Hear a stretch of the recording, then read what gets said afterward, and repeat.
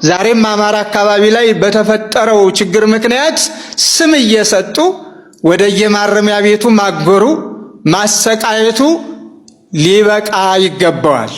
ሰው መወንጀል ያለበት፣ ሰው መታሰር ያለበት፣ ሰው መጠየቅ ያለበት፣ የሞት ፍርድም የሚያስፈርድ ከሆነ ጥፋቱ ታይቶ ተመርምሮ እንጂ ሳይህ አላመርከኝም ታሰጋለህ ከየት መጣህ እያሉ የጠላት ምስክርን እየተቀበሉ በጥርጣሬና በስጋት ሁሉንም ማጎርና ለስቃይ ለፈተና ማጋለጥ ምን አይነት የሀገር ፍቅር ሊኖረው ነው ያ ሰው?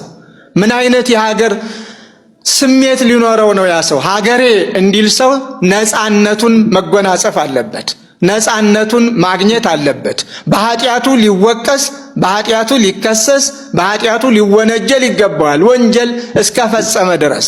ግን እንዲሁ ዝም ብሎ በግል ጥላቻ በሚጠቁሙት ሰዎች ሁሉ የሚደረገው ድርጊትም እንዲቆም በዓሉ የሰላም በዓል ነውና ዘመኑም የሰላም ዘመን ነውና ይህንን የሰላም ዘመን ሰላምን ለማግኘት በሰላም ለመኖር ተናቦ ተደማምጦ የኔ ብሎ በቋንቋ በክልል በጎጥ በመለያየት ሳይሆን ኢትዮጵያዊ የሆነ ሁሉ የኔ ብሎ ስጋትም ካለ ደግሞ እንደ ስጋት የሚያያዙ ቢኖሩ በክብር ይዞ አስተምሮ ሳይንገላቱ ፈተና ሳይደርስባቸው የተሳሳተ አመለካከት የተሳሳተ ዓላማ ያነገቡ ካሉ ተሳስታችኋል ይባላል እንጂ መከራ ቀመስ ማለቱ ተገቢ አይደለም።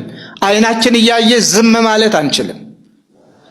ከሚታሰሩት አብሮ ለመታሰር ከሚሞቱት አብሮ ለመሞት ራስን ከማዘጋጀት ውጭ ሌላ እድልና ምርጫ አይኖረንም። እስከ መቼ ድረስ ነው እየተፈራረቀ እንደሚሆነው? ስለዚህ ችግሮች በሰላማዊ መንገድ ይፈቱ። ችግሮች በመድረክ ውይይት ይፈቱ።